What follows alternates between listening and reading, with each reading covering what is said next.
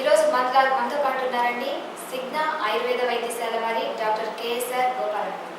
ఈరోజు మన టాపిక్ వచ్చేసి మధుమేహం, డయాబెటీస్. నమస్తే. నమస్తే అమ్మా. అమరావతి టీవీ ప్రేక్షకులకి నమస్కారాలు, శుభోదయం. ఓకే, మీకు రిలేటెడ్గా happy republic day sir. Thank you. Wish all the viewers. Okay, ఈరోజు మన టాపిక్ వచ్చేసి మధుమేహం, డయాబెటీస్. దాని గురించి మన ప్రేక్షకులకి మీరు ఏ విధంగా చెప్పండి?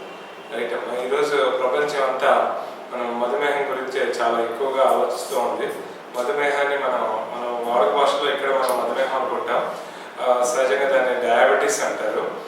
ఈ మధుమేహం అనేది ఈరోజు చూస్తుంటే మనం ప్రపంచంలో చిన్నపిల్లల నుంచి పెద్దవాళ్ళ వరకు చాలా మందికి వస్తూనే ఉంటుంది. హలో హలో హలో, హాయ్ అండి, మీ పేరు? నా పేరు అశోక్ అండి. అశోక్ గారు, ఓకే, ఎక్కడి నుంచి కాల్ చేస్తున్నారు? అశోక్ గారు చెప్పండి. డాక్టర్ గారితో మాట్లాడండి. అశోక్ గారు చెప్పండి. నమస్కారం డాక్టర్ గారు. నమస్కారం అమ్మా, చెప్పండి. మా పెద్దకి షుగర్ ఉందండి. ఓకే అండి. పక్షవాతం వచ్చే భక్తులు తర్వాత తగ్గిపోయింది, ఆ తర్వాత షుగర్ వచ్చేది. ఓకే అండి. పక్షవాతమే ముందర వచ్చిందండి. Okay, right. చెప్పండి. చాలా పేషెంట్స్ వాడాలండి. ఓకే అండి. ఓకే అండి.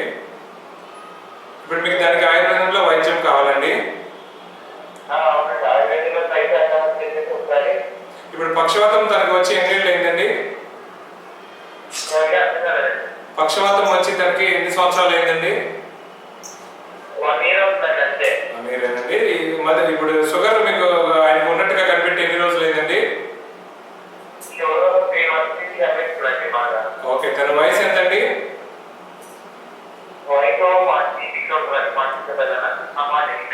అలాగే తనకి ఇంతకుముందు మన బీపీ కానీ ఏమైనా ఉందండి? బీపీ ఎన్ని సంవత్సరాల నుంచి ఉందండి? చాలా కాలం. ఓకే, రైట్ అండి. చూడండి, ఇప్పుడు మీకు ఈ పక్షవాతం వచ్చేసరికి కూడా ఆయుర్వేదిక్ లో మీకు బాగుంటుంది. ఆయుర్వేదంలోనే మీకు పక్షవాతం గురించి చాలా ఫేమస్ గా చెప్తుంటారు. ఇక్కడైతే పక్షవాతానికి మన కారణాలుగా బీపీ కానివ్వండి, షుగర్ కానివ్వండి, ఇవి రెండు మనకి పక్షవాతానికి ముఖ్య కారణాలు అవుతాయి. ఇప్పుడు పక్షవాతం వచ్చేసరికి ఏమవుతుంటుందంటే మన బ్రెయిన్కి వెళ్ళేటటువంటి రక్తనాళాల్లో మనకి ఏదైతే ఉందో మనం బ్లడ్ సర్క్యులేషన్ ఆగడం కానివ్వండి, లేదా బ్లడ్ అతిగా పంప్ అవడం కానీ జరుగుతుంటుంది. ఎప్పుడైతే అలాంటివి జరుగుతూ ఉంటాయో అప్పుడు ఆ బ్రెయిన్లో ఉన్న టిష్యూకి ఏదైతే ఈ రక్తం పరదలు ఆగడం వల్ల జరిగిందో అక్కడి నుంచి పుట్టే నరం అనేది సరిగ్గా పనిచేయకపోవడం జరుగుతూ ఉంటుంది. దీన్ని మనం పక్షవాతం అంటుంటాం. అయితే ఇప్పుడు మీ బాబాయ్ గారి కండిషన్లో మీరు చెప్తుంది ముందర బీపీ ఉంది కాబట్టి బీపీ వల్ల వచ్చిందని అనుకోవాలి. ఎందుకంటే మనకి బీపీ ఎక్కువగా వచ్చినప్పుడు హెమరేజ్ జరుగుతుంటుంది. బ్రెయిన్లో హెమరేజ్ అంటాం, అంటే రక్తం అతిగా పాలన అవుతుంది. అంటే ఒక మన వాటర్ ట్యూబ్ ఏదైనా ఉందనుకోండి, ఎక్కువ ప్రెషర్తో దాంట్లోకి వాటర్ వెళ్తున్నప్పుడు ఎక్కడైతే మనకి దాని వీక్ పాయింట్ కానీ ఏదైనా ఉంటుందో అక్కడ బ్రేక్ అయ్యి అంత వాటర్ లీక్ అయినట్టు లీక్ అవుతుంది కదా. సేమ్ మేనర్లో మనకి పక్షవాతం కూడా అట్లాగే బ్రెయిన్ హెమరేజ్ వల్ల కూడా వస్తుంటుంది. దానివల్ల ఏమంటే లోపల బ్లడ్ లీకేజ్ లాగా అయ్యి మన ఈ హార్ట్ స్కల్కి బ్రెయిన్ టిష్యూకి మధ్యలో అది లాక్ అయినట్టు అయ్యి దాన్ని ప్రెజర్ చేస్తూ ఉంటుంది. దానివల్ల మనకి ఏదైతే ఉందో ఆ నరాలు ఎక్కడి నుంచి వెళ్తుంటాయో అవన్నీ మనకి ఎఫెక్ట్ అవుతాయి. అంటే కుడివైపు జరిగితే ఎడమవైపు, ఎడమవైపు జరిగితే కుడివైపు జరుగుతుంటుంది. దీన్ని ఆయుర్వేదిక్ లో పక్షాఘాతం అంటాం. మనం మామూలుగా పారాలసిస్ అంటారు. ఆయుర్వేదిక్ లో దీనికి పక్షాఘాతే విరచనం అంటాం. అంటే పక్షవాతంలో మనం ఈ వాతావరణంలో చేయడానికి విరచన కర్మనే చేస్తాం. అంటే పంచకర్మ చికిత్సలు అనేది దీనికి ప్రాధాన్యంగా చేయడం జరుగుతుంది. పంచకర్మ చికిత్సలు అంటే మనం శరీరానికి ఈ అవయవం ఏదైతే ఎఫెక్ట్ అయిందో దానికి ఎక్కువగా ఔషధయుక్త తైలాలతో అభ్యంగనం చేయటం, అలాగే దానికి సంబంధించినటువంటి నరం వల్ల పునరుత్తేజం పొందడం కోసం మనం ఔషధాలు ప్రయోగించడం, అలాగే మనం ఈ జత్రోద్భోగత రోగాలు అంటాం. అంటే మెడ నుంచి పైన వచ్చే వ్యాధుల్ని జత్రోద్భోగత అంటాం. జత్రు అంటే ఈ ప్రాంతం అనమాట. ఇక్కడ నుంచి ఉన్న వాటి పైన ఉన్న వాటన్నింటినీ మనం జత్రోద్భోగ రోగాలు. వీటికి నాసాహి శిరసోద్వారం అంటే ముక్కు ద్వారా ఔషధాలను ప్రయోగించడం జరుగుతుంది. అంటే చాలా మంది ఏంటంటారు పక్షవాతం కాగానే కొద్దిగా ఆయిల్ వేయడం గురించి ఆలోచిస్తుంటారు. ఎందుకంటే మధ్యలో వచ్చే ఈ ఔషధాల ప్రయోగాలు ఇవన్నీ కొంచెం ఈ మధ్య మనందరం కొంచెం మంచి క్వాలిటీ ఆయుర్వేదిక్ కోల్పోయాయి కాబట్టి దాని గురించి అందరూ మర్చిపోయారు. కొద్దిగా కొన్ని బ్రాండెడ్ ఆయిల్స్ ఉన్నాయి, నారాయణ తైలం అని ఇలాంటివన్నీ ఏవో రాసామని చెప్తూ ఉంటారు. కానీ పక్షవాతానికి పైకి తైలం అభ్యంగనం చేయటం అంటే ఒక ఎండిపోయిన కర్రని మనం ఆయిల్ కానీ ఏమన్నా రాసి దాన్ని వేడి చేస్తే ఎలాగైతే మంచిగా అది మళ్ళా సాఫ్ట్గా అయ్యి తన పని తను ఎలాగ సాఫ్ట్గా చేస్తుంటుందో అదే మాదిరిగా పక్షవాతం వచ్చినటువంటి రోగికి ఆ శరీరంలో ఉన్నటువంటి పైన కండరాలు కానివ్వండి లోపల దారం ఇవన్నీ పనిచేయక వాళ్ళకి బిగిసినట్టుగా ఉండడం ఇలాంటివి జరుగుతుంటాయి. వాళ్ళకి తైల అభ్యంగనం చేయటం వల్ల బాహ్యంగా అలాగే మనం ఇచ్చేటటువంటి ఔషధయుక్త తైలాలు తర్వాత ఔషధయుక్త కషాయాలతో స్టీము అలాగే నవరకిడి అని కొన్ని ప్రక్రియలు చేస్తాం. దాంతో ఏమవుతుందంటే వాళ్ళకి మళ్ళీ అక్కడ ఉన్నటువంటి రక్తం పారుదల ఇవన్నీ అలాగే టిష్యూ రిజ్యునేషన్స్ ఇవన్నీ జరిగి వాళ్ళకి అది సాఫ్ట్ అవుతుంది. అలాగే దానికి మూల కారణం ఏదైతే ఉందో దాన్ని మనం నస్యీకరణ అనే ప్రక్రియ ద్వారా నోస్లో డ్రాప్స్ లాంటివి ఇచ్చి దానికి చికిత్స చేయడం అలాగే ఆభ్యంతర ఔషధాలు అంటే మన నోటి ద్వారా తీసుకునే ఔషధాల ద్వారా పక్షవాతాన్ని చికిత్స చేయొచ్చు. అయితే ఈ పక్షవాతం వాటికి ఫలితాల గురించి సహజంగా మనకి ఒక లిమిటేషన్స్ ఉంటుంది. అదేంటంటే మనం బాగా దీర్ఘకాలికంగా ఎప్పుడో 4-5 ఏళ్ల క్రితం వచ్చిన పక్షవాతానికి చికిత్స చేయడానికి సహజంగా కొంచెం కష్టం ఉంటుంది. ఎందుకంటే ఆయుర్వేద శాస్త్రంలోనే సాధ్య వ్యాధులు అసాధ్య వ్యాధులు అని చాలా క్లియర్గా చెప్పడం జరిగింది. ప్రతి వ్యాధికి ఇంత పీరియడ్ దానికి ఉన్న ఇన్ని లక్షణాలను దాన్ని బట్టి మనం చికిత్స చేయొచ్చా చేయకూడదా లేకపోతే చేయకూడదా అంటే ఇక్కడ ఏం లేదు ఫలితం గురించి మాట్లాడటమే. చేయకూడదని విడిచిపెట్టమని కాదు దాని ఫలితం ఎంత బాగా వస్తుంది అనేది. ఎందుకంటే ప్రతి ఒక్కరికి ఒక డాక్టర్ దగ్గరికి వెళ్తే మనకి ఇంత ఫలితం వస్తుందో అంత ఫలితం వస్తుందో పాపం ఆశ ఉంటుంది కదా. కానీ మనం వచ్చిన వాడికల్లా ఏదో చేసామన్నట్టు కాకుండా వాళ్ళకి ఎంతవరకు వస్తుందో అనేది చెప్పాలంటే మీరు 1 సంవత్సరంన్నర లోపు పక్షవాతం వాళ్ళకి మనం చికిత్స చేస్తే ఫలితం వస్తుంది. ఇంకా ఎంత తొందరగా అయితే అంటే పక్షవాతం వచ్చి మనం ఒక 15 రోజుల్లో ఒక 20 రోజులు అంటే సహజంగా ఈ ఆధునికమైన హాస్పిటల్స్ వీళ్ళు మా దగ్గర చికిత్స అయిపోయింది మీరు ఫిజియోథెరపీకి వెళ్ళండి అని చెప్తూ ఉంటారు. అలాంటి సమయంలో మీరు ఇంకా ఆయుర్వేద వైద్యానికి కనుక కరెక్ట్గా చికిత్సకి మీరు వస్తే దాంతో మీకు పక్షవాతం చాలా బాగా తగ్గుతుంది. అలాగే మనం దాని ఫాలోఅప్లో మన ఆయుర్వేద శాస్త్రంలో మిళితమైనటువంటి యోగాని కూడా మనం దానికి లింక్ చేస్తూ ఉంటాము. సో దీనివల్ల పక్షవాతానికి పూర్తి చికిత్స వస్తుంది. అలాగే మీరు అడిగిన ఇంకొక పాయింట్ మధుమేహం అడిగారు. అయితే మధుమేహం వల్ల కూడా మనకి పక్షవాతం వచ్చే అవకాశాలు ఉంటుంది. కానీ మధుమేహం దీర్ఘకాలికంగా ఉన్న తర్వాత దాని యొక్క ఇబ్బందుల వల్ల మనకి ఈ పక్షవాతం వచ్చే అవకాశాలు ఉంటుంది. ప్రస్తుతానికి అయితే మీరు మధుమేహానికి ఆయుర్వేదిక్ చికిత్స పంచకర్మ ద్వారా పక్షవాతం చికిత్స చేసుకోవచ్చు.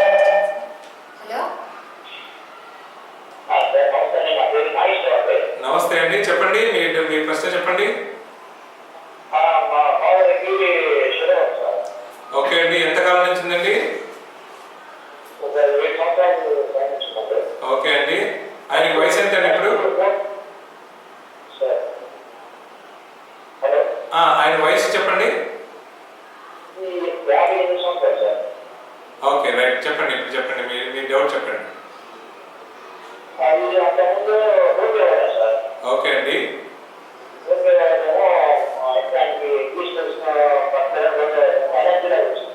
ఓకే అండి,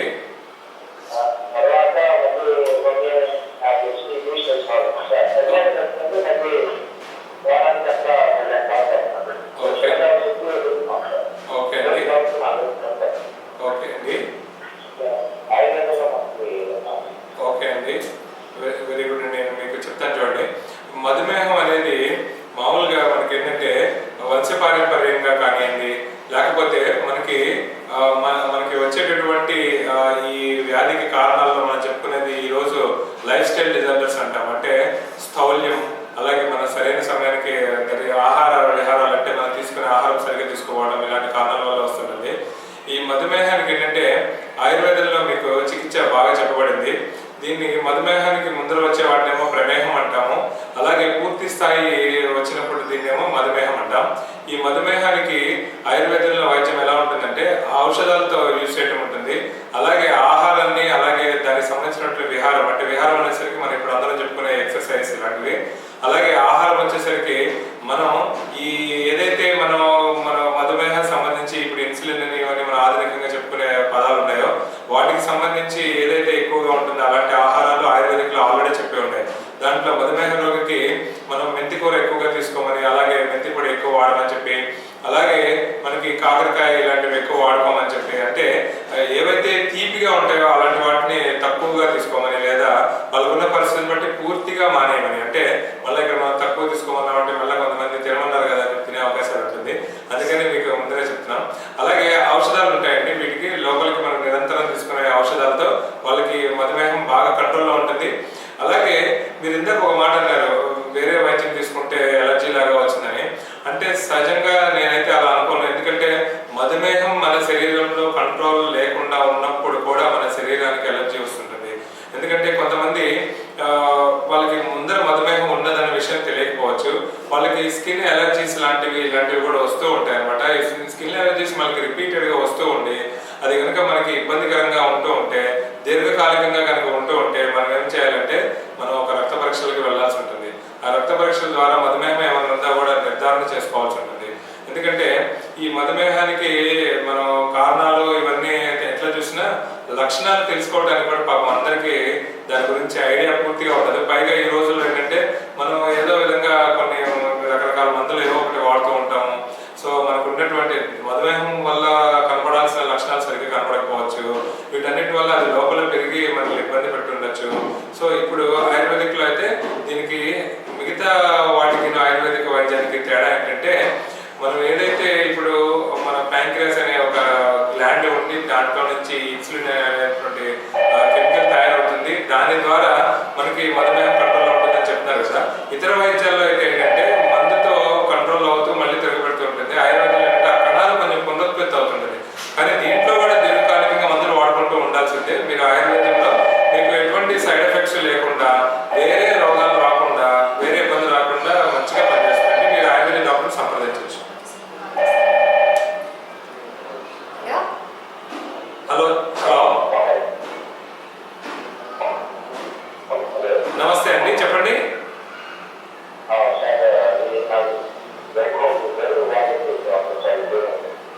ఓకే అండి, ఎంతకాలం నుంచి ఉందండి? ఓకే అండి, మీ వయసు ఎంతండి? ఎంతండి? ఓకే అండి, ఇప్పుడు మీరు చేసే వృత్తి అండి?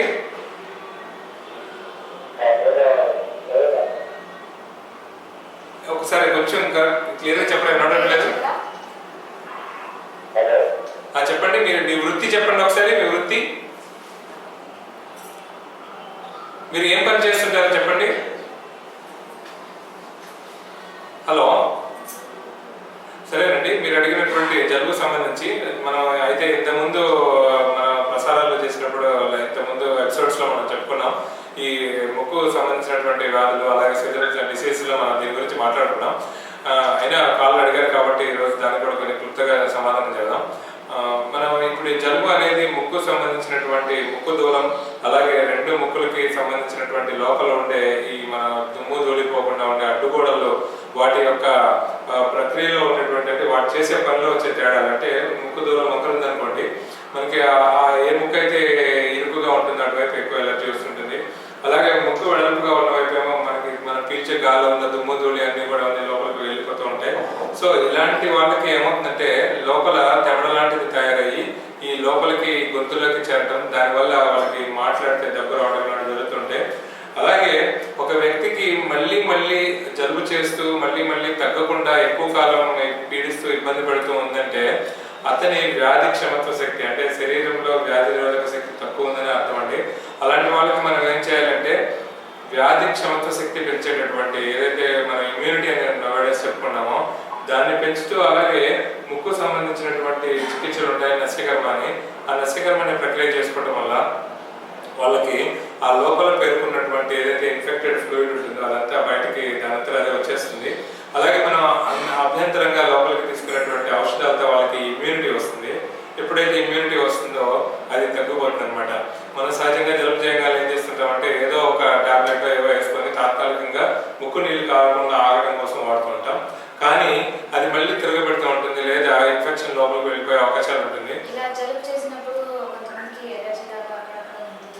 ఎస్, యు ఆర్ రైట్ అండి. ఎస్, మనం ఇందాక అనుకున్నట్టు చర్మాన్ని బట్టి అనే పాయింట్ కాదు, కానీ వాళ్ళ కింద మనం అనుకున్నట్టు వ్యాధి నిరోధక శక్తి తక్కువ ఉన్న వాళ్ళకి ఏమవుతుందంటే ఈ ముక్కు ఎలర్జీతో పాటుగా వాళ్ళకి దద్దుర్లు వస్తుంటే ఆర్టికేరియల్ ర్యాష్ అంటాం, మనం ఆయుర్వేదంలోనేమో శీతనిత్తం అంటాం. అలాంటివి వచ్చినప్పుడు కందిరీగలు పుట్టినట్టుగా ఇంత దద్దుర్లు వస్తుంటే దానికి కూడా ఔషధం వాడగానే తగ్గినట్టు తగ్గుతుంది, మళ్ళీ తిరగబెడుతుంది. అయితే వాటికి కూడా మనం ఈ ముక్కుకు సంబంధించి సంబంధించిన చికిత్సలు చేస్తూ మనం లోపలికి వాడే మందులతో ఇవి కూడా తగ్గుతాయి, మనం వాడుకోవచ్చు ఆయుర్వేదిక్లో. ఈ మధుమేహం ఎన్ని రకాలు? మనం రెగ్యులర్గా ఈ మధుమేహాన్ని మనం చాలా సహజంగా వాడుకల బదులు షుగర్ అని అనుకుంటూ ఉంటాం. అయితే దీనికి ముఖ్యంగా రెండు విధాలుగా ఉంటుందని మనం ఆధునిక శాస్త్రం చెప్తుంటుంది. ఆయుర్వేద వైద్యంలోనేమో ప్రమేహం మధుమేహం అని రెండుగా చెప్పారు. అయితే మధుమేహం ఏమో పూర్తి స్థాయిలో వచ్చినటువంటి మధుమేహంగానే, ఈ ప్రమేహం అనేదేమో మధుమేహం రావడానికి ముందర ఉన్నటువంటి, ఇప్పుడు అందరూ మమ్మల్ని పేషెంట్లు చాలా మంది వచ్చి అడుగుతుంటారు, డాక్టర్ గారు మా ఇంట్లో చాలా మందికి షుగర్ ఉంది, నాకు వస్తాయేమో అని డౌట్గా ఉంది, దాన్ని నేను ఎలా కనుక్కోవచ్చు అని ఇలాంటివి అడుగుతుంటారు. అలాంటివి దానికి అలాగే ఇప్పుడు ఆధునిక శాస్త్రంలో మనం చెప్పుకునేదేమో టైప్ 1 డయాబెటీస్ అని, టైప్ 2 డయాబెటీస్ అని అంటుంటారు. టైప్ 1 డయాబెటీస్ అనేది ఏంటంటే వాళ్ళకి శరీరంలో మనం ఇందా చెప్పుకున్న ప్యాంక్రియాస్ గ్రంథి నుంచి ఆ ఇన్సులిన్ అనే దాని యొక్క కెమికల్ తయారీ పూర్తిగా లేకపోవడం కానీ, లేదా చాలా కొద్ది ప్రమాణంలో తయారవడం కానీ ఉంటుంది. అది లేకపోవడం వల్ల ఏమవుతుందంటే ఈ గ్లూకోజ్ మేనేజ్మెంట్ వేరియేషన్ వస్తుంది. గ్లూకోజ్ అంటే మనం రోజుకి 2-3 సార్లు తింటామన్నాం, కానీ నిరంతరం మన శరీరానికి శక్తి కావాలి, అది గ్లూకోజ్ రూపంలో ఉంటుంటుంది మనకి. ఆ గ్లూకోజ్ మన ఒక పద్ధతిలో మన శరీరంలోని అవయవాలన్నిటికీ అందుతూ అంటే ఇప్పుడు మనం వాటర్ ట్యాంకులు కనుక నీళ్లు నింపుకుంటాం, ఆ నింపుకున్న నీళ్ళని మనం ఎక్కడ పంపు కావాలంటే అక్కడ తిప్పుకొని మనం వాడుకుంటూ ఉంటాం. అయితే ఈ పంపు కనుక ట్యాప్ ఫెయిల్ అయితే ఆ నీళ్ళన్నీ అలా లీక్ అయిపోతూ ఉంటాయి. అలాగే ఈ ఇన్సులిన్ కనుక సరిగ్గా మేనేజ్మెంట్ లేకపోతే మనకి అది ఎక్కువ ఇబ్బంది పడుతుంది. టైప్ 1లోనేమో ఇన్సులిన్ కొద్ది ప్రమాణంలో వస్తుంది, టైప్ 2లోనేమో ఇన్సులిన్ కొంచెం ఎక్కువగా తయారవుతుంది. కానీ రెండింటిలో గ్లూకోజ్ అబ్సార్ప్షన్ తేడా ఉంటుంది.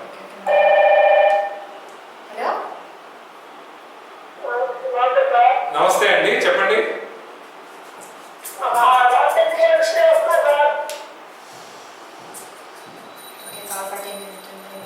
ఓకే సార్, మధుమేహం ఎలాంటి వ్యక్తులకు వస్తుంది?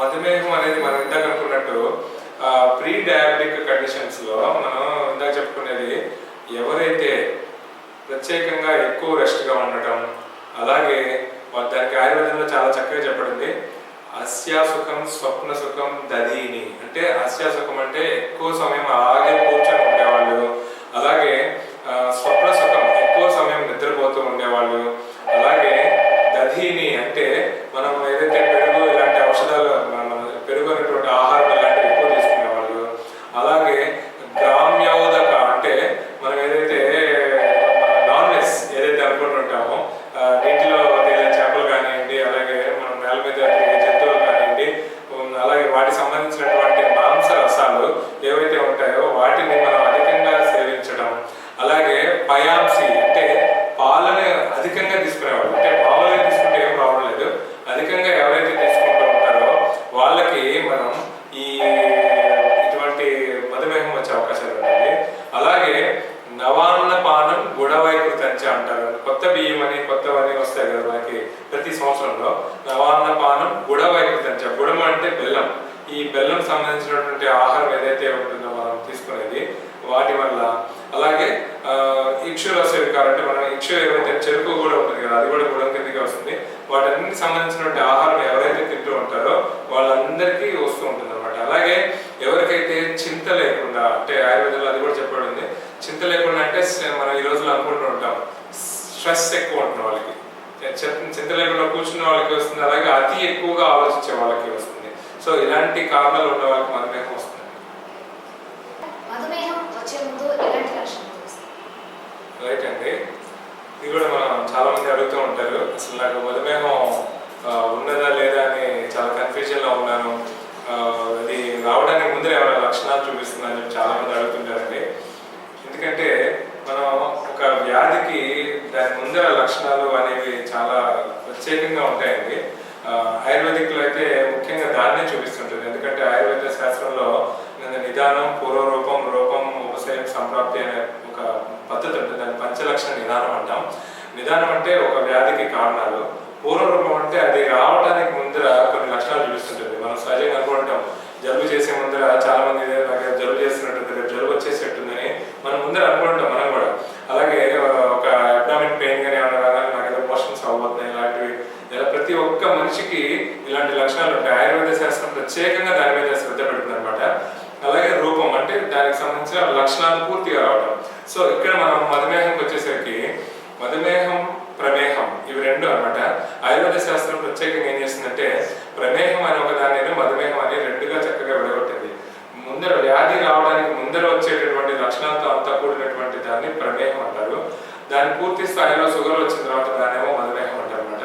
ఈ ప్రమేహ వ్యాధి మనం ఇప్పుడు ప్రీ డయాబెటిక్ మీరు అడిగిన దానికి వచ్చేటటువంటి ప్రత్యేకమైనటువంటి సింటమ్స్ అనమాట. దాంట్లో ఏం చెప్పాడంటే దంతాటీనం మలాఢ్యత్వం అంటే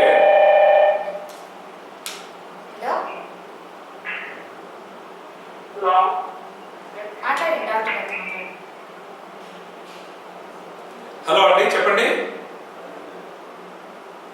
చూడండి దంతార్జీనం మలాఢ్యత్వం అంటాం. అంటే దంతాలు దాని చుట్టూతా వచ్చేటటువంటి ఒక రకమైన మలినాలు వస్తాయి అన్నమాట. అంటే చాలా మంది అంటారు నా నోరంతా బ్యాడ్ స్మెల్ వస్తుంది, ఎవరైనా దగ్గరికి వెళ్తే కొంచెం వాసన వస్తుంది అందరూ చెప్తుంటారని.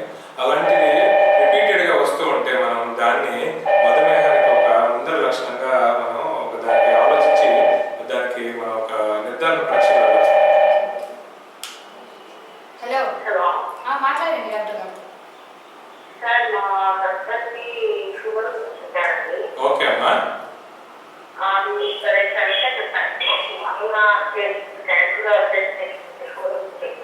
ఎన్ని రోజులైందమ్మా జరిగి అట్లాగా? ఎన్ని రోజులైందమ్మా అట్లా క్యాజువల్ చెకింగ్ జరిగి? అది మార్నింగ్ చేసుకుంటే 180 ఉందండి. ఓకే అమ్మా. ఆ భోజనం తర్వాత చేసుకుంటే 280 ఉంది. ఓకే. అది ఒక 1 month మెచ్చుకోవాలి తర్వాత ఇంకా స్వీట్ బాగా ఫుడ్ కంట్రోల్ పెట్టేసేసి ఓకే అండి ఇంకా మెడిసిన్ వాడలేదండి. వాళ్ళకు 110 120 చూపిస్తుంది. పూర్తిగా తగ్గినంత మళ్ళీ ఏమన్నా అటాక్ అవుతుందండి. రైట్. ఓకే అమ్మా. ఇప్పుడు వయసు ఎంత అన్నారు? 32 33 ఉంటారండి. 32 33. తర్వాత ఏమైనా బరువు ఎక్కువగా ఉన్నారండి? ఆయన 75 ఉంటారు. బరువు 75 ఉంటారు. తర్వాత అలవాట్లు ఏమైనా ఉన్నాయమ్మా? అలవాట్లు రైట్. సరే చూడండిమ్మా, ఇప్పుడు ఏంటంటే నేను చెప్పిన దాని ప్రకారం ఆయనకి ఫస్ట్ రిపోర్ట్స్లో అయితే మధుమేహం ఉన్నట్టుగా వచ్చింది, తర్వాత రిపోర్ట్లేమో మధుమేహం లేనట్టుగా వచ్చింది అనేది మీ డౌట్. సో అది పూర్తిగా తగ్గిపోయిందేమో అనేది మీరు అడుగుతున్నారు అనమాట. అయితే మధుమేహం అనేది ఏ శాస్త్రంలో అయినా ఒకసారి వచ్చిన తర్వాత అది పూర్తిగా పోవటం అనేది ఎక్కడా చెప్పలేదు. మీకు ఆయుర్వేద శాస్త్రంలో కూడా మధుమేహో అనుషంగీనాం అని చెప్పారు. అంటే మధుమేహం మనిషిని అనుసరించే ఉంటుంది, ఎప్పటికీ అది పూర్తిగా పోదని చెప్పడం జరిగింది. అంటే మరి ఏంటి అడ్వాంటేజ్ ఆయుర్వేదిక్ కానివ్వండి, ఇప్పుడు మనం అందరూ అనుకునేవని మనం తర్వాత మాట్లాడదాం. మీరు అడిగిన ప్రశ్నకి సమాధానంగా ఏంటంటే ఇప్పుడు ఇలాగ మధుమేహం ఉన్నదా లేదా అనే కన్ఫ్యూజన్ని మనం ఎప్పుడైనా క్లియర్ చేసుకోవాలంటే ఇప్పుడు ఆధునికంగా మనకి ఇంజనీరింగ్ టెక్నాలజీతో కొత్త ల్యాబ్ టెస్టులు వచ్చినాయి. ఈ ల్యాబ్ టెస్ట్లో కొత్తదంటే ఇప్పుడు కొత్త ఏం కాదు, చాలా కాలం నుంచి, కానీ ఇప్పుడు బాగా వాడకంలోకి వచ్చింది. అదేంటంటే HbA1c అనే టెస్ట్. ఈ HbA1c అనే టెస్ట్ ఏంటంటే గ్లైకోసిలేటెడ్ హిమోగ్లోబిన్ అంటాం. ఇది మన రక్తంలో ఉన్న RBC మీద ఈ గ్లూకోజ్ డిపాజిట్స్ని దాని డెన్సిటీని అది క్యాల్కులేట్ చేస్తుంది. సో అది మినిమం ఇంత ఉండాలని ఉంటుంది. దాన్ని కనుక మనం పరీక్ష చేస్తే ఈ మనకి పేషెంట్ డయాబెటిక్ నాన్ డయాబెటిక్ అనేది చాలా వరకు మనం నిర్ధారణకు వచ్చేయచ్చు. ఎందుకంటే ఇప్పుడు మీరు ఒక కారణాల చేత ఏదైనా ల్యాబ్ టెస్ట్కి వెళ్ళినప్పుడు చాలా ఎక్కువ కనబడింది. మీరు ఇందాక చెప్తున్నారు ఆహార నియమాలు చాలా పాటించారు, డైట్ అంతా బాగా కంట్రోల్ చేశారని. ఎప్పుడైతే డైట్ బాగా కంట్రోల్ చేస్తామో ఆటోమేటిక్గా మనకి మామూలుగా షుగర్ లెవెల్స్ అన్నీ పడిపోతాయి. అలా పడిపోయినంత మాత్రానే మనం షుగర్ పూర్తిగా పోయింది అనుకోవడానికి లేదు. మనం ఇలాంటి వాటి కన్ఫ్యూజన్ ఉన్నప్పుడు నేను ఇందా చెప్పిన ఆ టెస్ట్ చేయించినప్పుడు ఏంటంటే 5 పాయింట్ల లోపు ఉంటే లేదా 120 mg అంటారు, లేదా 5 పాయింట్ల లోపు కనుక ఉంటేనేమో వాళ్ళని మనం నాన్ డయాబెటిక్ పేషెంట్స్గా తీసుకోవచ్చు. 5 అనే ఫిగర్ టచ్ కావద్దు అనమాట. అలాగే 5 దాటి 6 లోపు ఉంటే మీరు ఒక నెల రోజులు 2 నెలల క్రితం మీరు షుగర్ వ్యాధికి దగ్గరలో వచ్చారు, షుగర్ ఎర్లీ స్టేజ్లో ఉందని చెప్పుకోవచ్చు. 6 పాయింట్లు కనుక దాటిందా ఇంకా మీరు షుగర్ పేషెంట్, మీరు మొహమాట పడాల్సిన అవసరం లేదు. ఎందుకంటే షుగర్ వ్యాధికి వచ్చేసరికి చాలా మందికి అపోహలే ఎక్కువ ఉంటాయి. చాలా మంది చెప్తూ ఉంటారు నాకు అప్పుడెప్పుడో షుగర్ వచ్చిందన్నారు కానీ నాకు తగ్గిపోయింది, వెళ్ళిపోయింది, నాకేం లేవు అంటాడు. అలాగే ఇంకొకళ్ళు వచ్చి అంటారు నాకేమీ షుగర్కి సంబంధించిన లక్షణాలు ఏం లేవు, నేను హాయిగా స్వీట్లు తింటాను, అన్ని తిరుగుతున్నాను, నాకేం లేదంటాడు. ఒక్కొక్క పేషెంట్ ఏమో తను అంటాడు నాకు షుగర్ వస్తే ముందర తెలిసిపోతుందండి, నేను చాలా బాగా దాన్ని కనిపెట్టగలను అంటారు. అంటే ఇది వేరే ఉద్దేశం కాదు. షుగర్కి సంబంధించిన అపోహలు ఉంటాయి. ఎందుకంటే మనుషుల్లో ఇప్పుడు ఈరోజు ఎలా ఉంటుందంటే నేను షుగర్ పేషెంట్ని అని చెప్పుకోవడం కోసం భయపడతారు అనమాట. 10 మంది తెలిసి ఏమని అంటారేమో, మన సొసైటీలో కొంచెం అలా ఉంటుంది అనమాట. షుగర్ వ్యాధి వచ్చిన వాడికి ఇంకా అన్నీ అయిపోయినాయి అని చెప్పి చాలా మంది అనుకుంటూ ఉంటారు. కానీ అలాంటిది ఏం లేదండి. మధుమేహం వచ్చిన తర్వాత ఎలాంటి లక్షణాలు తెలుస్తాయి? ఎస్, మధుమేహం వచ్చిన తర్వాత వచ్చే లక్షణాల్లో ఇందాక మనం చెప్పుకున్నట్టు ప్రీ డయాబెటిక్ కండిషన్లో ఇందాక అది కూడా ఫినిష్ చేద్దాం. ప్రీ డయాబెటిక్ లక్షణంలో దంతార్జన్యం అలాంటిత్యం అనేది ఒకటి చెప్పాను, అంటే దంతా చుట్టూత మనకి ఇబ్బంది వస్తుందని. అలాగే కర పాద దాహ అంటారు, అంటే మన చుట్టూ మన అరచేతులు అరికాళ్ళు మంటలు వస్తాయి. అలాగే చిక్కడంత దేహ, అంటే శరీరం అంతా ఒక రకంగా పట్టేసినట్టుగా ఒక రకమైన పెయిన్ కనిపిస్తుంటుంది. త్రుట్ దాహ అంటే అతిగా మనకి ఏమంటారంటే మళ్ళీ నీళ్లు తాగాలనిపిస్తుంటుంది, నోరు తడారిపోయినట్టు. అలాగే అరిపాదాలు అరచేతులు మంటలు వస్తూ ఉంటాయి. అలాగే కొంచెం మూత్రం అధికంగా వస్తూ ఉంటుంది. అలాగే ఆ మూత్రం కనుక మధుసమం, అంటే మూత్రం మధుసమం జాయితే మధుమేహం అని. మధుమేహంలో ఏంటంటే వాళ్ళకి మన తేనె వర్ణంలో మూత్రం వస్తుందని కూడా చెప్తూ ఉంటారు. కానీ పూర్తి స్థాయి మధుమేహం వస్తే అది కనపడగలుగుతాం యాక్చువల్లీ. అందుకని మనం ఇప్పుడు ఈ రోజుల్లో ఈ ఆధునికమైనటువంటి పరీక్షల్ని మనం వాడుకోవచ్చు. సో ఇలాగా వచ్చిన తర్వాత పూర్తి స్థాయిగా మధుమేహం వచ్చింది అనే లక్షణాలు కొన్ని ఉంటాయండి. వాటిలో ఏంటంటే ప్రభూతావిల మూత్రత్వం, అంటే ఇంకా వాళ్ళకి మూత్రం అతిగా వెళుతూ ఉంటుంది. అలాగే వాళ్ళకి వీక్నెస్ వస్తుంటుంది, ఎన్నిసార్లు తిన్నవాడు మళ్ళీ తినాలనిపిస్తూ ఉంటుంది. అలాగే దాహం అతిగా వేస్తూ ఉంటుంది. అలాగే చాలా నీరసపడుతూ ఉంటారు. ఇవి కాకుండా మనకి జననేంద్రియాల దగ్గర, అంటే పాస్ పోసుకునే చోట ఆడవాళ్ళకి కానివ్వండి మగవాళ్ళకి కానివ్వండి కొన్ని ప్రత్యేకమైన లక్షణాలు వస్తాయి. మగవాళ్ళకైతే వాళ్ళ అంగం చుట్టూరుతో వాళ్ళకి ఇన్ఫెక్షన్ లాగా రావడం, ఆడవాళ్ళకి కూడా అలా దురదలు రావడం కానివ్వండి, మళ్ళీ యూరిన్ ఇన్ఫెక్షన్స్ వస్తూ ఉంటాయి. ఆడవాళ్ళకి అది మనం చాలా ప్రత్యేకంగా చూస్తుంటాం. ఎందుకంటే సహజంగా ఆడవాళ్ళు ఏంటంటే ఇది కూడా ఎవరికి వ్యక్తపరచరు సిగ్గుతో.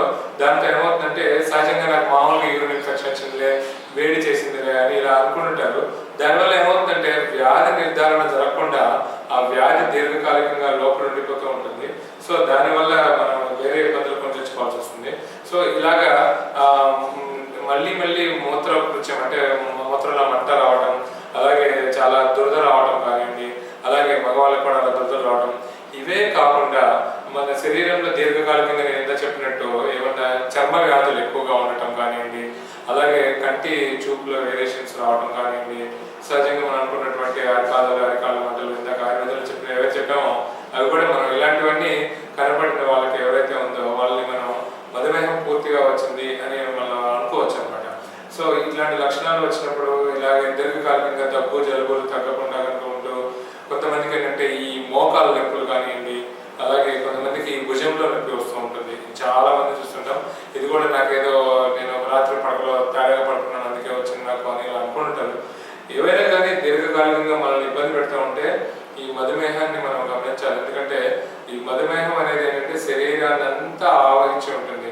అక్కడ ఇక్కడ లేదు, శరీరంలో ఉన్న ప్రతి అవయవానికి గ్లూకోజ్ కావాలి. డయాబెటీస్ ఉన్న వాళ్ళకి ప్రస్తుతం ఇవి తినకూడదు అని డాక్టర్ చాలా మంది చెప్తున్నారు. అలా వినకుండా తినేవాళ్ళు కూడా చాలా మంది ఉన్నారు. అలాంటి వాళ్ళకి మీరు సజెషన్ రైట్, గుడ్ క్వశ్చన్ అండి, చాలా బాగుంది.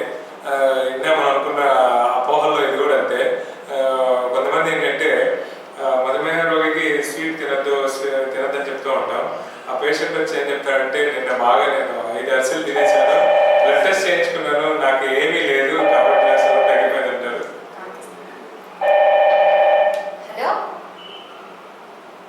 హలో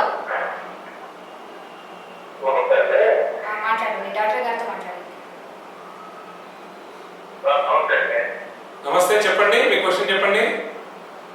మీరు అమరావతి టీవీ ఛానల్లో ఉన్నారు, చెప్పండి. ఓకే అండి, ఎంతకాలం నుంచి ఉందండి? అది ఎంతకాలం నుంచి బాధపడుతున్నారండి? నెల రోజులేనండి. ఓకే అండి, మీకు కరెక్ట్గా నడుము సెంటర్ భాగంలో నొప్పి వస్తుందండి, తొంటి భాగంలో పక్కకు వస్తుందండి?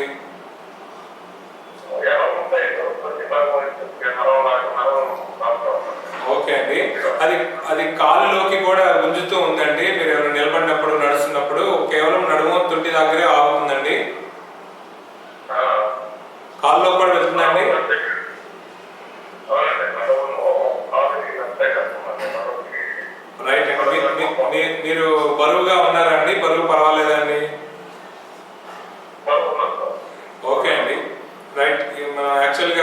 ఇంతకుముందు ఎపిసోడ్స్లో కూడా మనం ఈ నడుము నొప్పి గురించి డిస్కషన్ చేయడం జరిగింది. అయినా మీరు అడిగారు కాబట్టి ఇప్పుడు మళ్ళీ దాని గురించి చెప్తానండి క్లుప్తంగా.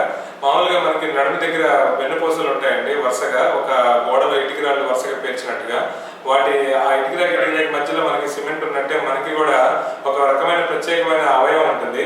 అయితే గోడ కదలకూడదు కాబట్టి అది గట్టిగా ఉంటుంది, మనం అన్ని యాంగిల్స్ లో మూవ్ అవ్వాలి కాబట్టి మనకి ఒక మెత్తని స్పాంజ్ లాంటి అవయవం ఉంటుంది. దాన్నే మనం ఇంటర్ వర్టిబ్రల్ డిస్క్ అంటాం. ఇది న్యూక్లియస్ పల్పోసస్ అని ఒక జెల్ తో నిండి ఉంటుందండి. సో అదేంటంటే మనం ఒక బండికి షాకర్తో వర్క్ చేసినట్టు ఇలా వర్క్ చేస్తూ ఉంటుంది మనం నుంచున్నప్పుడు కూర్చున్నప్పుడు. అయితే ఇది ఇలా ఉండటం వల్ల ఏమవుతుందంటే రెండు వెన్నుపూసల మధ్యలో ఉన్నటువంటి జిగురు వల్ల మనకి రెండు వెన్నుపూసల మధ్యలో నుంచి వెళ్ళే నరాలు నలిగిపోకుండా ఇది కాపాడుతూ ఉంటుంది. అయితే కొంతమంది కొన్ని కారణాల చేత, అంటే వాళ్ళు పడటం కానివ్వండి, లేదా లాంగ్ డ్రైవ్స్ చేయడం వల్ల కానివ్వండి, లేదా కొన్ని డిసీజ్ల వల్ల కానివ్వండి, లేదా బరువు ఉన్న వాళ్ళకి ఏమవుతుందంటే ఈ మధ్యలో ఉన్న ఈ డిస్క్ కొంచెం ఇలా కుంగినట్టు అయ్యి ఆ లోపల జిగురు ఇలా తోసుకొని బయటకు వచ్చి ఈ పక్కన వెళ్తున్న నరాన్ని నొక్కుతూ ఉంటుందండి. ఈ నరాన్ని నొక్కుతూ ఉండటం వల్ల ఆ నరం ఎక్కడ దాకా వెళ్తుంటుందో ఆ ఏరియా అంతా మనకి బాధ వస్తుంది. ఇది ఆ నరాన్ని నొక్కే దాన్ని బట్టి లక్షణాలు పెరుగుతూ ఉంటాయి. అంటే కొత్తలో కూర్చొని లేచినప్పుడు నొప్పి వస్తుంటుంది, ఎక్కువసేపు నుంచుంటే నొప్పి వస్తుంటుంది.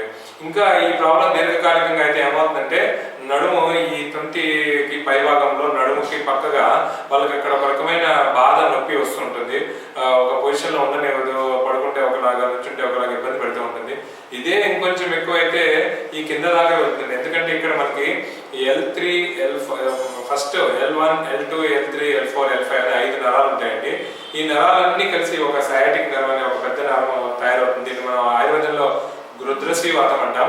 ఈ మనం ఇందా చెప్పుకున్నటువంటి ఈ డిస్క్ వెళ్ళి ఆ నరాన్ని ఎక్కడ నొక్కుతుంటుందో ఆ నరానికి సంబంధించిన భాగం అంతా మీకు మంటలు కానీ తిమ్మిలు కానీ బాధ వస్తుంటుంది. దీనికి ఆయుర్వేదంలో ఏంటంటే మనం ఈ ఏదైతే ఇలాగ అణిగిపోయిందో ఇది మళ్ళీ ఫ్రీగా ఇలా అయ్యేట్టుగా వైద్యం ఉంటుందండి. దీన్ని పంచకర్మ వైద్యం మనం కటివస్య అనే ఒక ప్రక్రియను యూజ్ చేస్తాం. దాని ద్వారా మీకు ఇలా అణిగిపోయింది మీకు మళ్ళీ ఫ్రీ అవ్వడం, ఈ నరాన్ని నొక్కుతున్నటువంటి ఆ ఏదైతే జల్లు ఉందో అది మళ్ళీ వెనక్కి వచ్చేస్తుంది.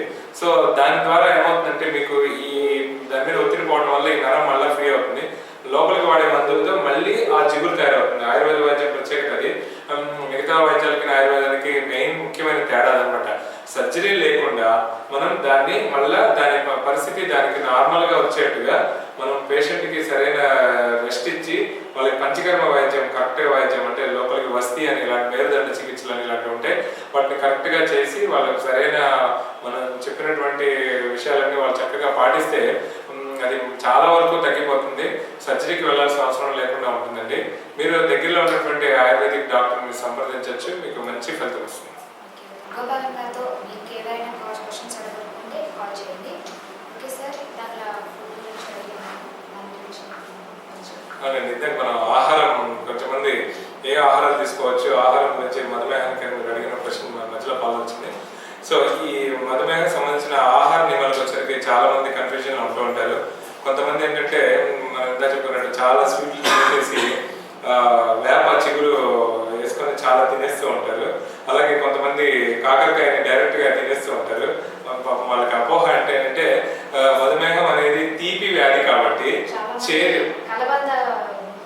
అవునండి, కరెక్ట్ అండి, మీరు చెప్పింది కరెక్ట్. చాలా మంది చిగురు కూడా తింటున్నారు ఈ మధ్య. చాలా మందికి ఏంటంటే మధుమేహం అనేది షుగర్ అనే పేరుతో చెప్పుకున్నాం కాబట్టి ఇది తీపి మందు, తీపి రోగం. తీపి కాకుండా చేదు అని దీనికి మందు అనుకుంటుంటారు. కానీ అది చాలా పెద్ద అపోహ అండి. ఇక్కడ ఏంటంటే మనం తీసుకునేటటువంటి ఆహారంలో విడుదలయ్యేటటువంటి ఏదైతే క్యాలరీస్ అనే ఉంటుందో దాని మీద ఆధారపడి మన మధుమేహం అలాగే షుగర్ కంట్రోల్లో ఉంటుంది. అయితే ఇక్కడ షుగర్ మనం ఏదైతే స్వీట్ అనుకునేది ఉంటుందో దాంట్లో క్యాలరీస్ చాలా ఎక్కువ ఉంటాయి కాబట్టి మనకి అది తీసుకోవద్దు అనేది. ఇప్పుడు కాకరకాయలో ఒక పావు కేజీ కాకరకాయలో వచ్చే గ్లూకోజ్ ఒక 5 గ్రాములు 10 గ్రాముల షుగర్లో సమానం ఉంటుంది. అందువల్ల అది కాకరకాయ బాగా తినడం వల్ల షుగర్ తగ్గిపోతుంది, స్వీట్ తినడం వల్ల మనకి ఇబ్బంది పడుతుంది అనేది కాదు. ఏది కూడా ఒక నిర్దిష్టమైన ప్రమాణం లేకుండా మనం ఏది తీసుకోకూడదు. అయితే మనం సహజంగా మన ఇంట్లో తీసుకునే వాటిల్లో ఈ మెంతి కూర అలాగే మెంతి పొడి ఇలాంటివి మంచివి అనమాట. ఎందుకంటే మెంతి పొడిలో అది శాస్త్రపరంగా కూడా నిరూపణ అయింది. ఏంటంటే దాంట్లో మెట్ఫార్మిన్ అనేటటువంటి ఒక మన ఈ షుగర్కి సంబంధించినటువంటి ఒక డ్రగ్ దాంట్లో ఉన్నదని శాస్త్రం నిరూపించబడింది. సో మీరు ఒక 5 grams కనుక మెంతి పొడిని మనం ఆహారంలో తీసుకుంటే 500 milligrams మెట్ఫార్మిన్ అనేది వస్తుంది. హలో హలో హలో సార్ మాట్లాడండి డాక్టర్. నమస్తే అండి, చెప్పండి. సుధీర్ మాట్లాడుతుంది.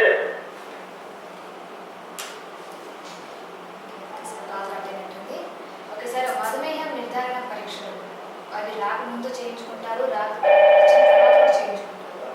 దాని ఓకే. గురించి. రైట్. ఈ మధుమేహ నిర్ధారణ పరీక్షలకు వచ్చేసరికి కూడా మనకి చాలా చాలా చాలా ముఖ్యమైనది. ఈ మధుమేహ నిర్ధారణ పరీక్షల్లో మనకి కన్ఫ్యూజన్లు కూడా చాలా ఉంటాయి. మనం కొన్ని ప్యాకేజీ లాగా జనరల్గా అన్ని చేంజ్ చేసుకొని దాంట్లో నాకేం లేదు షుగర్ అని, రీసెంట్లీ చేయించాను, నాకంత కంట్రోల్లో ఉందని ఇలాంటి అపోహలు ఉంటారు. అయితే ఈ మధుమేహ నిర్ధారణకి మనకి అంటే అసలు షుగర్ ఆల్రెడీ ఉన్నదని తెలియని పేషెంట్లకి మనకి కొన్ని పరీక్షలు ఉన్నాయండి. వాటిలో గ్లూకోజ్ టాలరెన్స్ టెస్ట్ ఒకటి, అలాగే మనం ఇందాక చెప్పుకున్నటువంటి HbA1c టెస్ట్ అయితే చాలా నిర్ధారణ బాగా వస్తుంది. గ్లూకోజ్ టాలరెన్స్ టెస్ట్ ఏంటంటే మనం పేషెంట్కి ఒక నిర్దిష్ట ప్రమాణంలో గ్లూకోజ్ నుంచి వాళ్ళని అదే ల్యాబ్లో వాళ్ళని కూర్చోబెట్టి దానికి సంబంధించినటువంటి ఒక పద్ధతి ప్రకారం బ్లడ్ శాంపిల్స్ కలెక్ట్ చేసి వాళ్ళకి పరీక్షలు చేయడం జరుగుతుంది. అలాగే మనం ఇందాక అనుకున్నటువంటి ఆ HbA1c అనేది చాలా చాలా వరకు అద్భుతమైన టెస్ట్. ఆ టెస్ట్లో మీకు మనం ఇందా చెప్పుకున్నట్టు 5 పాయింట్ల లోపు ఉంటే వాళ్ళు నాన్ డయాబెటిక్, 5 నుంచి వాళ్ళు కనుక 6 మధ్యలో ఉంటే కొత్త షుగర్గా వచ్చిన పేషెంట్, అలాగే 6 నుంచి వాళ్ళకి కనుక హలో హలో హలో మాట్లాడండి డాక్టర్ గారితో. హలో అండి, మీరు టీవీ లైవ్ ప్రోగ్రామ్లో ఉన్నారు, చెప్పండి. సార్ మా నాన్నగారికి ఒక 6 నెలల క్రితం యాక్సిడెంట్ అయిందండి. ఓకే అమ్మా. మోకాలు కింద నర చిట్టిందని అన్నారు సార్ హాస్పిటల్లో. ఓకే అమ్మా. చేయించాము, తగ్గిపోయింది. ఓకే అమ్మా. ఇప్పుడు ఏమైనా మళ్ళీ నొప్పి వస్తుందని అన్నారు సార్. ఓకే అమ్మా. చాలా హాస్పిటల్ చేయించాం కానీ తగ్గలేదు సార్. అంటే ఇప్పుడు ఆయన రెగ్యులర్గా తిరుగుడు ఇబ్బందిగా ఉందండి. ఆయన బాత్రూమ్కి వెళ్ళడానికి కానివ్వండి, ఆయన స్నానం చేయడం. బాగానే ఉన్నారు, పొలం పనులు వెళ్తున్నారండి. మరి ఏ సమయంలో ఆయన నొప్పి చెప్తున్నారండి? నొప్పి చేస్తున్నారండి, ఎవరు పని వస్తున్నారని సాయంత్రం అయ్యేపటికి ప్రాబ్లం పడుతుంటున్నారండి. మనిషి బరువుగా ఏమైనా ఉంటారా అండి? బాగానే ఉంటారండి, హైట్గా ఉంటారు. బరువు అండి, బరువు బరువే ఏమంటారండి, మామూలుగా నార్మల్ సైడ్ ఉంటారు. రైట్ అండి. మీకు దీని గురించి చెప్తాను చూడండి. మీకు మామూలుగా ఏంటంటే మనకి మోకాలు జాయింట్ చాలా ప్రత్యేకమైన జాయింట్ మిగతా జాయింట్ కన్నా. అంటే మనం ఈ తొడ ఎముక ఫీమర్ అంటాం, అలాగే మోకాలు కింద టిబియా ఫిబ్యులా అనే 2 ఎముకలు ఉంటాయి. ఈ మోకాలు అంతా ఇలా ఒక ప్రత్యేకమైన పద్ధతిలో ఉంటుంది. శరీరంలో ఉన్న అన్ని జాయింట్స్కి ఈ మోకాలకి ఒక తేడా ఉంటుంది. ఇదేంటంటే ఇది కేవలం మనకి వెనక్కి మాత్రమే వంగుతుంటుంది. మోకాలు మన స్ట్రైట్గా ఉన్న మనిషి ఇలా వెనక్కి మాత్రమే మోకాలు అంటాడు. ఇలా ముందరికి అంటాం కానీ ఇటుపక్కల అంటాను కానీ లోపల అమరిక ఉండదు. కానీ కొన్ని కారణాల చేత, కొన్ని ఇబ్బందుల చేత మనమే ఈ మోకాలకి ఏమన్నా ఇబ్బందులు వచ్చినప్పుడు మనం అన్టువర్డ్ ఫోర్సెస్ అంటాం. అంటే ఇట్లాంటి ఫోర్సెస్ కానివ్వండి, ఇట్లాంటి ఫోర్సెస్ కానీ పడినప్పుడు ఈ మోకాలు మనం ఎంత చెప్పుకున్నట్టుగా ఒక్క మూమెంట్స్ కోసమే దానికి లోపల ఇలా క్రాస్గా ఉన్నటువంటి థ్రెడ్స్ ఉంటాయి. మనం వాటిని లిగమెంట్స్ అంటాము. పైన ఎముకకి కింద ఎముకని కనెక్ట్ చేస్తే ఇలా క్రాస్ లిగమెంట్స్ ఉంటాయి. ఆ లిగమెంట్స్ మూలంగా మోకాలు ఒక పొజిషన్లో ఉండి మనం నిల్చోబెడుతూ మనం చక్కగా నడవడానికి పనికొస్తూ ఉంటుంది. కానీ ఎవరైనా యాక్సిడెంట్స్ కానీ పడటం కానీ ఇలాంటివి జరిగినప్పుడు ఏమవుతుందంటే ఆ థ్రెడ్ లాంటి ఫైబర్స్ అది ఎలా ఉంటుందంటే ఆ ఎముక దగ్గర ఒక చిన్న జనపనార లాగా ఉంటుంది అనమాట. అది ఎప్పుడైతే ఇలాంటి ఇబ్బందులు జరిగినప్పుడు కొంచెం సాగటం కానివ్వండి, కొంతమందికి అయితే జరిగిన ఆ యాక్సిడెంట్ తీవ్రతను బట్టి దాని థ్రెడ్స్ కట్ అవడం కానీ జరుగుతుంది. అలాంటి వాళ్ళకి ఏమవుతుందంటే మీరు ఎక్స్రే తీసినప్పుడు యాక్చువల్గా జాయింట్ అంతా నార్మల్గానే కనబడుతూ ఉంటుంది. అంతా నార్మల్గా. అందుకే ఆయన ఇందా చెప్పినట్టు చాలా మంది దగ్గరికి వెళ్ళాము, అంత నార్మల్గానే ఉంటున్నారు, చికిత్స చేసే తగ్గలేదని.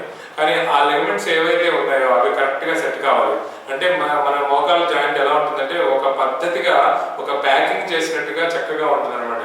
చుట్టూరుతో ఒక పొర ఉండి లోపలంతా జిగురు ఉండి దాని ఆ ఎముకను కలుపుతున్న తాడులు దాంట్లో వెళ్తూ ఒక పద్ధతిగా ఉంటుంది. ఎప్పుడైతే ఇలాంటివి జరిగినప్పుడు దానికి ఒక జర్క్ లాంటిది రావడం వల్ల ఈ ఒక లూజ్ ప్యాకింగ్ లాగా అవుతుంది అనమాట. లూజ్ ప్యాకింగ్ లాగా అవడం వల్ల దాంట్లో ఉండే జిగురు కొంచెం తగ్గటం కానివ్వండి, లేకపోతే మనం ఇందాక అనుకున్నటువంటి థ్రెడ్స్ ప్రాబ్లం కానీ వస్తుందన్నమాట. దీనికి మీరు నొప్పి బిళ్ళలో లేకపోతే ఏవో వాడుతూ ఉంటే అది చికిత్స అవ్వదు అనమాట. ఎందుకంటే నొప్పి తగ్గినా ఈ లోపల జరిగిన డ్యామేజ్ని కరెక్ట్ చేయలేదు. దీనికి ఇలాంటి వాటికి ఆయుర్వేద పంచకర్మ చికిత్స ఉంటుందండి. దాంట్లో వస్తీను, అలాగే మోకాలు మీద జాను వస్తీ అంటాం. అంటే ఆ మోకాలు ప్రాంతం అంతా ఒక ప్రత్యేకమైన ఔషధాలతో ఒక ప్రక్రియ చేసి దాని మీద ఔషధాన్ని పెట్టడం జరుగుతుంది. దాంతో ఈ ఔషధం చర్మ రంధ్రాల ద్వారా లోపలికి వెళ్ళి అక్కడ ఉన్నటువంటి టిష్యూని ఏదైతే డ్యామేజ్ అయిందో దాన్ని మళ్ళీ రిపేర్ చేస్తుంది. మళ్ళీ మనకి ఆ టిష్యూ పాడైనంత చక్కగా రిజ్యూనేట్ అయ్యి వాళ్ళకి ప్రాబ్లం తగ్గుతుంది. అయితే మీరు ఇందాక చెప్పారు ఆయన పొలం పనులన్నీ చేస్తున్నారని, కానీ ఇలాంటి ప్రాబ్లం ఉన్న వాళ్ళు ఎంతైనా కూడా కొంచెం నుంచోవటం, కొంచెం మరీ ఎక్కువ నడవటం, అలాగే ఈ పొలంలో అంటే మరి మీరు గట్లు ఎక్కడాలు దిగటాలు, ఇలాంటివి గుంటల్లో ఎక్కడం దిగటం, లేదా వరి రైతు అలాంటి వాళ్ళైతే పాపం బురదలో తిరగడం, ఇలాంటివన్నీ కూడా ఉంటాయి. కాబట్టి దానివల్ల ఇంకా శ్రమ పడే అవకాశాలు ఉంటుంది. మీరు తాత్కాలికంగా కొంచెం అలాంటి దాకా మీరు దగ్గరలో ఉన్న ఆయుర్వేదిక్ డాక్టర్ని ఆయన అర్జెంట్గా తీసుకెళ్ళండి. ఆయుర్వేదిక్ డాక్టర్ దగ్గరికి మీకు మంచి చికిత్స ఉంటుంది, ఫలితం బాగా వస్తుంది. హలో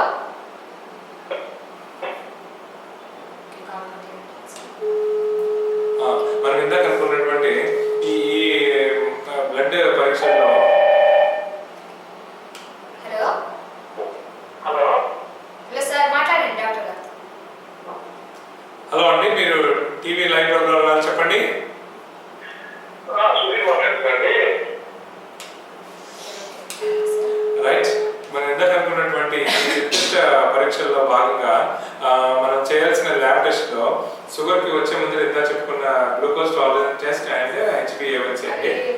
డయాబెటిస్ అని వచ్చిన వాళ్ళు నిరంతరం అది టెస్ట్ చేయించుకుంటూనే ఉన్నారు. లేదమ్మా, అలా అదేమక్కర్లేదు. అది నిర్ధారణ కోసమే. షుగర్ వచ్చిన తర్వాత మనం నెలకు ఒకసారి మామూలుగా fasting blood sugar and post prandial blood sugar అనేవి ఉంటాయి.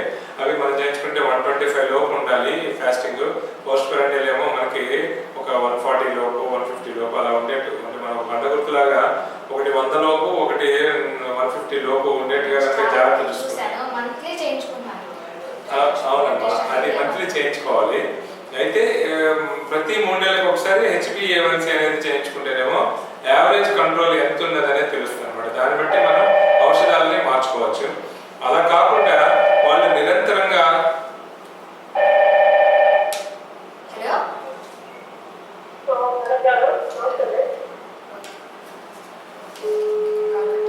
మనం ఇంకొకటి ఏంటంటే, ఒకసారి మధుమేహం వచ్చిన తర్వాత ఆ పేషెంట్ నిరంతరం చేయించుకోవాల్సినటువంటి పరీక్షలు మాత్రం ఉంటాయండి.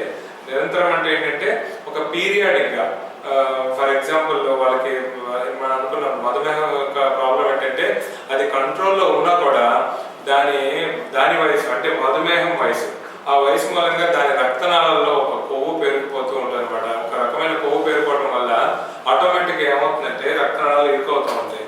ఈ రక్తనాళాలు ఇరుకోవడం వల్ల ఏమవుతుందంటే వాళ్ళకి రక్తం పారుదల ఆగిపోయినట్టు అయిపోయి అక్కడ అవయవాలు పాడవుతూ ఉంటాయి. మనం ఇప్పుడు డయాబెటిక్ గ్యాంగ్రైన్ అని ఇలాంటివి చూస్తూ ఉంటాం. ఇలాంటి వాటిని మనం తెలుసుకోవడం కోసం వాళ్ళకి ప్రతి 6 నెలలకు ఒకసారి లిపిడ్ ప్రొఫైల్ టెస్ట్ చేయించాలి. అలాగే మధుమేహ వ్యాధిగ్రస్తులకి దీర్ఘకాలికంగా కొన్ని కారణాలు చేత, అంటే మధుమేహం కంట్రోల్ ఉండకపోవడం వల్ల కానివ్వండి, వాళ్ళు తీసుకునేటువంటి ఆహార నియమాల్లో లోపాల వల్ల కానివ్వండి, ఇతరత్ర కొన్ని ఔషధాల దుష్ప్రభావం వల్ల కానివ్వండి కిడ్నీ ప్రాబ్లమ్స్ వచ్చే అవకాశం ఉంటుంది. దానికోసం ఈ మైక్రో ఆల్బుమిన్ అనే టెస్ట్ ఒకటి, అలాగే సీరం క్రియేటిన్ బ్లడ్ యూరియా అనేది కూడా వాళ్ళు 6 నెలలకు ఒకసారి చెక్ చేయించుకోవాల్సి ఉంటుంది.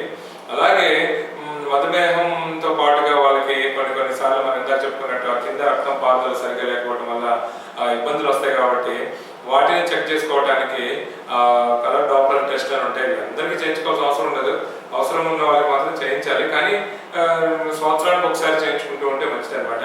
అలాగే వాళ్ళు కంటి పరీక్షలు కూడా మనకి షుగర్ వచ్చిన 2 ఏళ్ళు 3 ఏళ్ళు అయితే మాత్రం మరి సహజంగా చేయించుకోవాల్సిందే. అవి కూడా రిపీటెడ్గా సంవత్సరానికి ఒకసారి వెళ్ళి చెక్ చేయించుకోవడం, అలాగే మనం థ్రెడ్ మిల్ ఇలాంటివన్నీ సిస్టమేటిక్గా చెక్ చేయించుకోవడం మంచిది.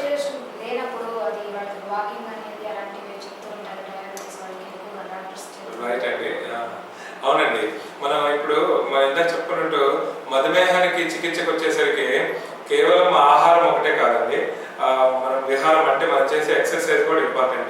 ఎందుకంటే మనం ఇంత చెప్పుకున్నట్టు వాటర్ ట్యాంకులో మనం వాటర్ నింపుకున్నాం, మన పంపు లీక్ అయిపోయింది. ఆ లీక్ అయిపోయిన దాన్ని చెయ్యి అడ్డం పెట్టినట్టు ఔషధం అనమాట. ఇన్సులిన్ ఫెయిల్ అవడం అనేది పంపు పాడవడం. ఈ చెయ్యి అడ్డం పెట్టి ఎంతకాలం ఉంచుతాం?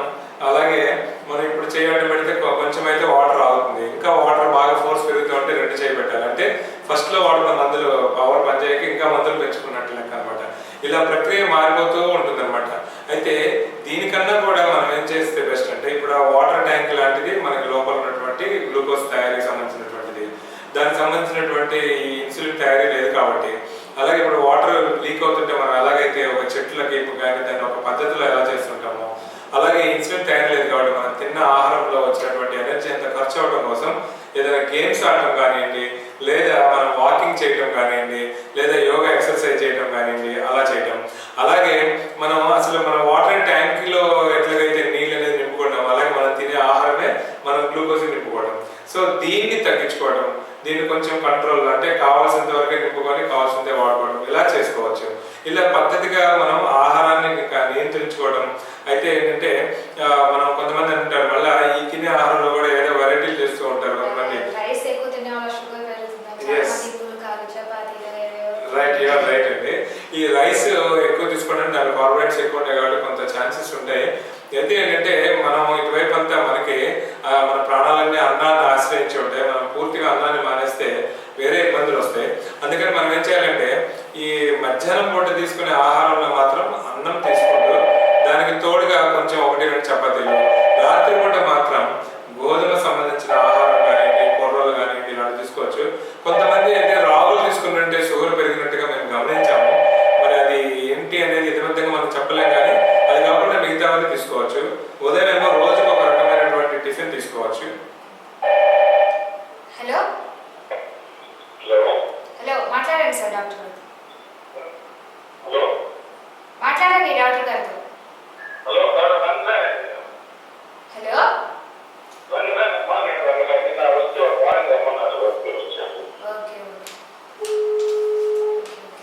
ఓకే. ఇప్పుడు సో అలాగే వాళ్ళ ఆహారాన్ని నియమాలు పాటిస్తూ వాళ్ళకు ఉన్నటువంటి ఎక్సర్సైజ్ కనుక నిరంతరం చేస్తూ ఉంటే మనం షుగర్ని ఇటువైపు ఏమో మనం ఏదైతే గ్లూకోజ్ ఎక్కువ తయారవుతుందో దాన్ని కంట్రోల్లో పెట్టుకోవచ్చు.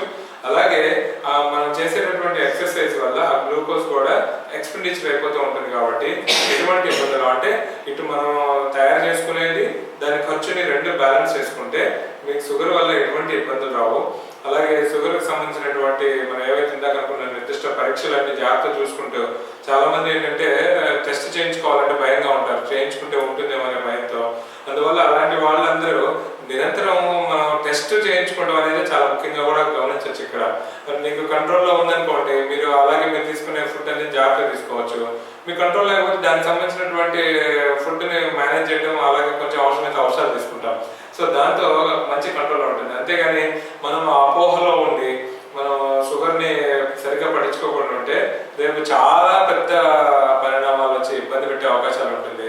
అలాగే కొంతమంది షుగర్ భయంతో అతిగా తినకుండా ఉండే వాళ్ళు కూడా ఉంటారు, అసలు తినకుండా వాళ్ళు కూడా ఉంటారండి. అలాంటి వాళ్ళకి లోపల ఎక్కువగా ప్రాబ్లం వచ్చి కొంతమంది ఏంటంటే ఆధునికంగా కొన్ని పవర్ఫుల్ ఇంజెక్షన్ మెడిసిన్ మీద ఉండే వాళ్ళు ఉంటారు. వాళ్ళు ఏంటంటే అది అలాంటివి తీసుకునేటప్పుడు నిరంతరం చెకింగ్లో ఉండాల్సి ఉంటుంది. నిరంతరం చెకింగ్ లేకపోవడం వల్ల ఒక్కొక్కసారి దాని డోస్ ప్రమాణం ఎక్కువైపోయి గ్లూకోజ్ మొత్తం తగ్గి పడిపోతూ ఉంటుంది. ఎందుకంటే మన బ్రెయిన్కి ఒక్క గ్లూకోజ్ రూపంలో మాత్రమే ఆహారం వెళ్తుంది. మనం ఎన్ని రకాల పిజ్జాలు, బర్గర్లు, స్వీట్లు, హాట్లు ఎన్ని తిన్నా మన బ్రెయిన్ మాత్రం చెత్తనంతా తీసేసి కేవలం మంచి గ్లూకోజ్ మాత్రమే తీసుకుంటుంది. అది ఎందుకంటే అది చాలా సాఫ్ట్ కదా, అది స్మార్ట్ అది. సో అందువల్ల ఏంటంటే మంచి సాఫ్ట్ ఫుడ్ మాత్రం తీసుకుంటుంది. ఎప్పుడైతే ఈ షుగర్ ఉండటం వల్ల ఈ మందులు అన్కంట్రోల్గా వేసుకోవడం వల్ల అయితే అతిగా తినకుండా ఉండడం చేసినప్పుడు వాళ్ళకి ఆ గ్లూకోజ్ పైకి సరిగ్గా వెళ్ళక రిలీవింగ్ సెన్సేషన్ రావడం కానివ్వండి, వాళ్ళు పడిపోవడం కానీ జరుగుతుంది. గ్లూకోజ్ ఎక్కువ ఇవ్వడం వల్ల ఒక నష్టాలు అయితే మన షుగర్ వ్యాధి వల్ల గ్లూకోజ్ బాగా తగ్గిపోయిన షుగర్ పేషెంట్కి తక్షణమే చాలా డేంజర్ కూడా జరుగుతూ ఉంటుంది. అందుకని వాళ్ళు నియర్ బై కొంతమంది పర్వాలేదు అలవాటు ఉంటుంది, చాక్లెట్ లేకపోతే కొంచెం షుగర్ ప్యాకెట్ దగ్గర పెట్టుకుంటూ ఉంటారు. సో అందువల్ల అతిగా ఆహారం మానేయడం కూడా ఇక్కడ డేంజర్ అనమాట. అలాగే ఇంకొక ముఖ్యమైన విషయం ఏంటంటే షుగర్ పేషెంట్లకి స్వీట్ తీసుకోవద్దని చెప్తూ ఉంటాం కాబట్టి ఆ స్వీట్ వల్ల వచ్చే ఉపయోగాలు వాళ్ళకి కొన్ని ఉంటాయి, అవి కోల్పోతారు.